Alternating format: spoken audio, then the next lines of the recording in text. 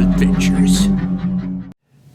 Hey guys, Chuke here from Chuke's Outdoor Adventures. Well, I wanted to thank all the viewers out there who have been logging onto my website and sending me these stories. Thankfully, there haven't been any major brown bear or grizzly bear attacks lately that I have seen, but there was an interesting article. This is from one of my favorite news sources, which is the Cowboy State Daily. So several people sent me this article, and it is entitled "Teeny Montana Towns Adjust to Prairie Grizzlies and Attacks on Livestock." Now, this has been a theme we have been talking about since last year, when all these elk hunters just started getting attacked out in, Yellowstone area, Montana, Wyoming, even Idaho.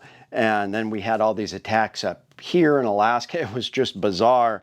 But I'm really worried about this fall, if that's going to be another theme we're going to see. And I don't see how we couldn't have that happen again, just based on stories like this and already the reports we're getting this year. So this article says grizzly bears continue to move back into prairie country in Montana, near teeny rural communities.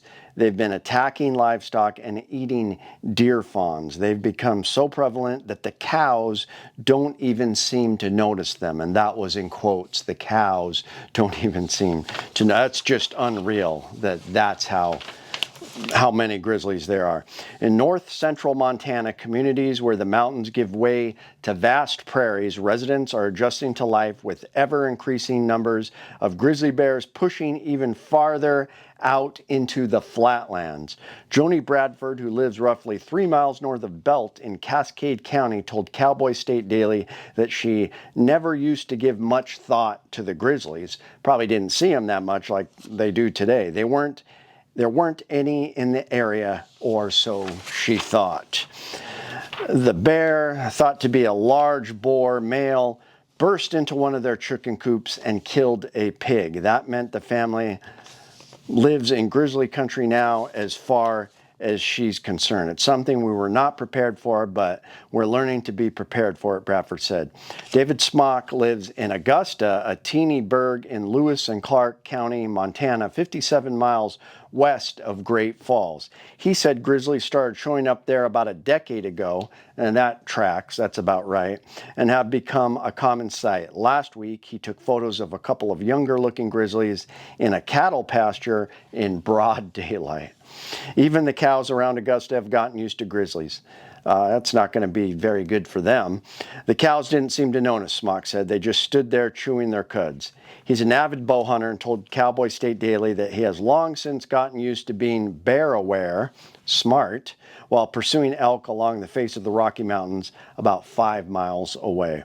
The same degree of caution is increasingly required out on the flatlands. I've seen grizzlies as far out as the Sun River, which is about 20 miles out from the face of the mountains, he said. I'll check before I let the kids go out and play in the yard, Smok added.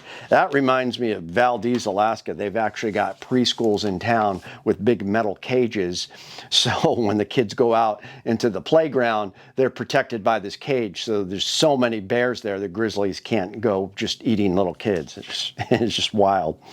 So this grizzly bear had crushed a pig's skull. Bradford said that reports of grizzly sightings have been trickling in from nearby ranches. The bears apparently like hanging out in nearby Highwood Mountains, an island range surrounded by prairie. Interesting. When one of the family's pigs were killed during the nights last month, they assumed a mountain lion had done it, and then they quickly found out it was a bear when they looked at the game camera, and the carcass was there and it had crushed the pig's skull. And some of those hogs get pretty big too. Apparently the bear was happy to gorge itself on the grain meant to feed the chickens, Bradford said, and went on to eat grain. Grizzlies gobble fawns. The grizzly population around Augusta is well established, Smok said. It's not just on the prairie, it's all over the place. When he goes elk hunting in the mountains, he takes all the usual precautions. I'm sure firearms are one of them, such as watching for bears approaching from downwind after he kills an elk and quartering out the carcass. As bow hunters frequently do, he likes to hunker down and cover and use an elk call trying to entice bulls into bow shot range. A few times, grizzlies have come to within yards of him, apparently thinking that he was an elk. Most of them spook easily once he makes his presence known, Smok said. A few hunting seasons ago, one grizzly didn't scare easy. He was swatting the ground and making some strange noises, but eventually left without charging, Smok said. That's terrifying. He said he wonders if that was one of the aggressive bears that Montana Department of Fish and Wildlife and Parks, FWP, occasionally try to relocate. The grizzlies have established a pattern, Smok said. In the spring and early summer, they like to come down out of the mountains and venture out into the flats where the deer are giving birth to their young. They go around and slurp up those fawns. Then they move back up into the mountains to feast on the berries, he said. That's exactly what they do here in a lot of areas in Alaska. They will wait for caribou and moose to drop those babies, and they will sit there, watch them, salivating as the babies come out, and then just go over and take them away and eat them. I mean, it's amazing. One bear can just kill dozens of these baby caribou and moose. Bradford said she and her family have accepted that they're going to have to hunker down and get used to grizzlies. She said FWP has been helpful. The agency compensated her family for the loss of the pig. I'm glad to hear that. FWP also offset some of the cost of installing electric fences around the farm, she added. Electric fences are proven grizzly deterrent for some grizzlies. Some grizzlies are so big and tough they don't even care about an electric fence.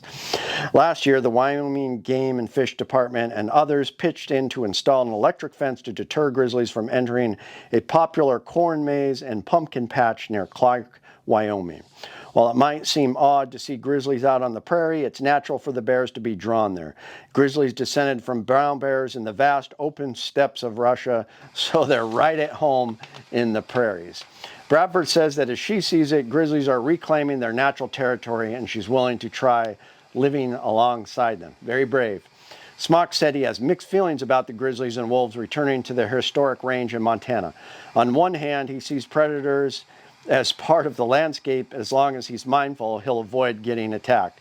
However, he can understand the frustration over grizzlies and other large predators, particularly from the rancher's point of view. Well, yeah, if you're a rancher, you're losing money.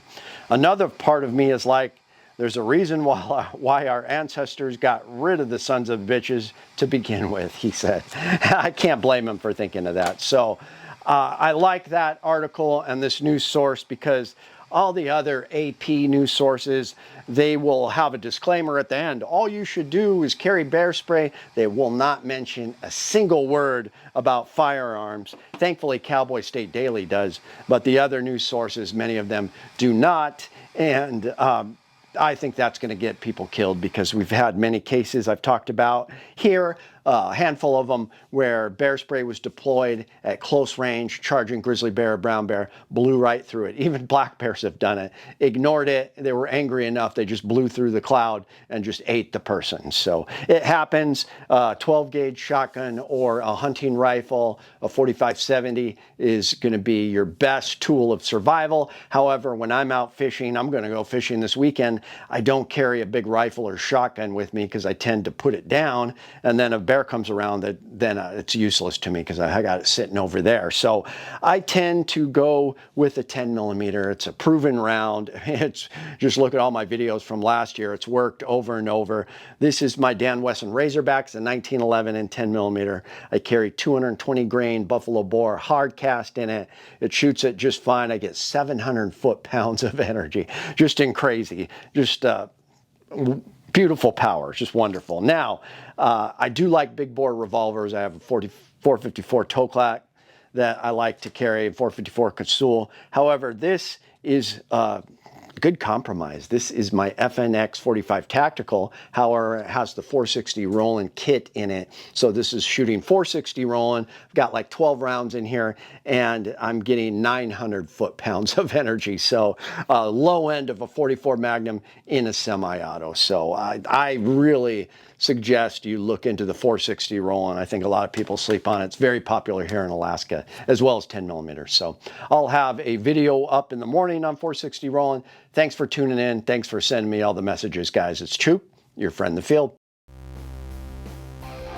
My name is Chuke. I like to trade my guns just for fun, but now I have none. Oh, look, get shot by a bear, but I don't care. I got a 10 millimeter. Chuke's Outdoor Adventures. Watch you all die every time.